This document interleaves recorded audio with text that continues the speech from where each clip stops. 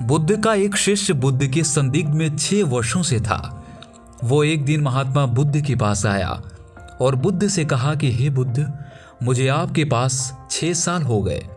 मेरे बाद कितने शिष्य आए, उन्हें आपने इस बीच किसी एक दिशा में ज्ञान देने के लिए भेजा, लेकिन मुझे अभी तक नहीं भेजा। क्या मुझे अभी तक बुद्धत्व प्राप्त नहीं हुआ? बुद्ध मुस्कुराए और बोले, यह तो तुम्हें खुद समझना होगा कि तुम्हें बुद्धत्व प्राप्त हुआ है या नहीं। शिष्य बोला, हे बुद्ध, आपने मुझे इन 6 सालों में जो भी उपदेश दिया, मुझे वो सब याद है। आपकी बताई एक एक बात मुझे याद है। आप मुझसे भी पूछ सकते हैं, मैं आपको हर उत्तर देने के लिए सक्षम हूं।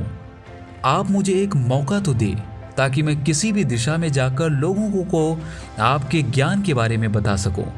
बुद्ध ने कहा, ज्ञान की बातों को याद रखने से कुछ नहीं होता। जब तक आप उसे अपने आचरण में न लाओ, तब तक आप किसी भी चीज को अपने आचरण में नहीं लाओगे। तब तक आप दूसरों को नहीं कह सकते कि वो उसे अपने आचरण में लेकर आए। शिष्य ने कहा, जो भी हो, कृपया आप मुझे एक मौका दे। आप मुझ पर भरोसा रखें, मैं सभी को अपने ज्ञान से प्रभावित कर सकता हूं।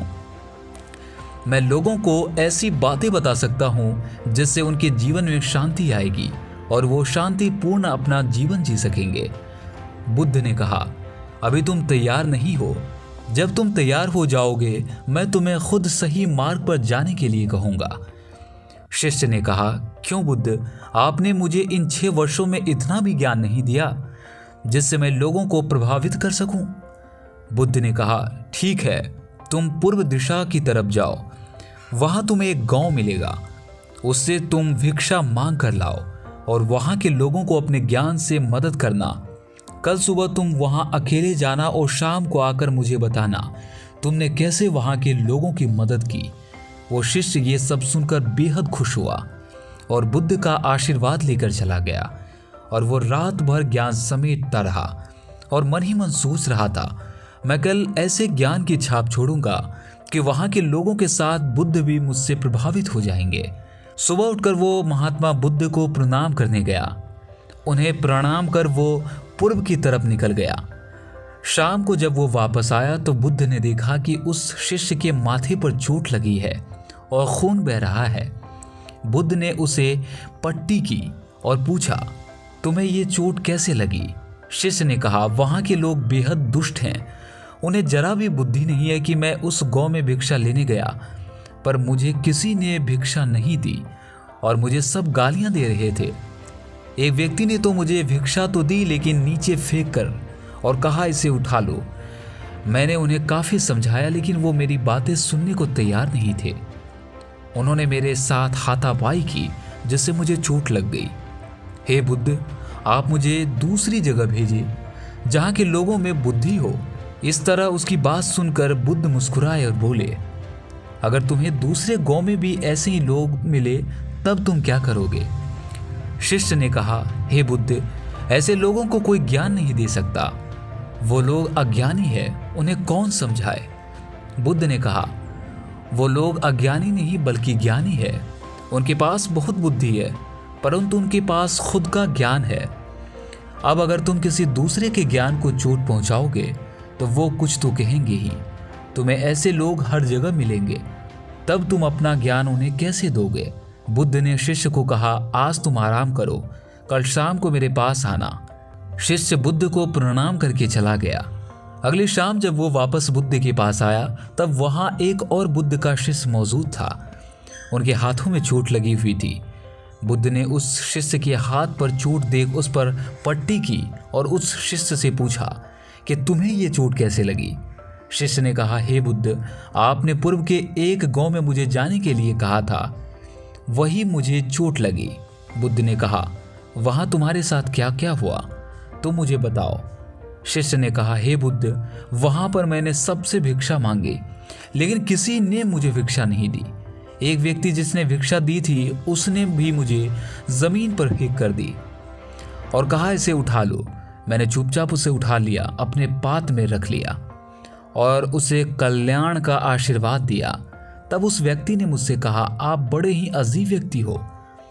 मैं आपका अपमान कर रहा हूँ और आप मुझे आशीर्वाद दे रहे हैं।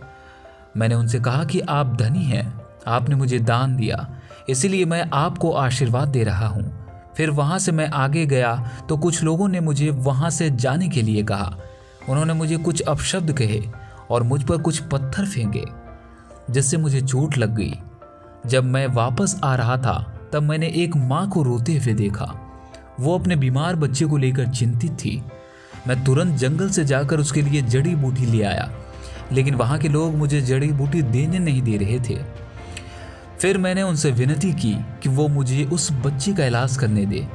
उसके बाद वो जैसा कहेंगे ठीक वैसा ही करूँगा। फिर जिस व्यक्ति ने मुझे भिक्षा दी थी उसने गाँव वालों को समझाया।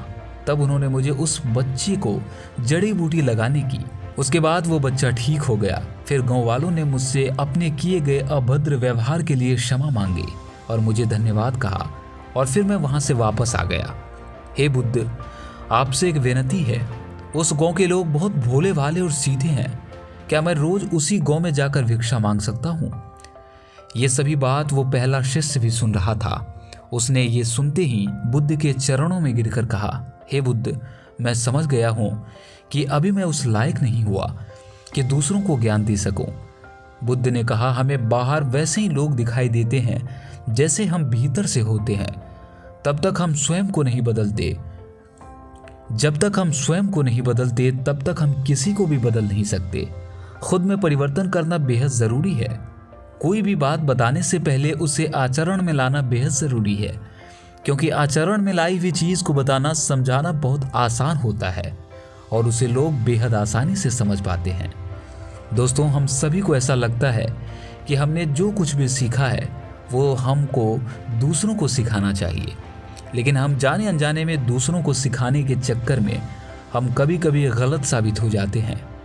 तो इसलिए दोस्तों, अगर आप किसी को भी कोई सुझाव देने के लिए जाते हैं, तो आप कोई भी चीज़ सिखाने के लिए जाते हैं, तो सबसे पहले आप उस कार्य को संपूर्ण रूप से और सही ढंग से अच्छे से सीख जाएं। और आपको जब तक यह पक्का प्रूफ मिल जाए कि अब मैं इस कार्य को संपूर्ण रूप से सीख चुका हूँ, अब मैं दूसरों को सिखा सकता हूँ, तभी आप दूसरों को सिखाने के लिए जाएं। अन्यथा आपके साथ दुर्व्यवहार हो सकता है और आपको क्षति भी पहुँच सकती है।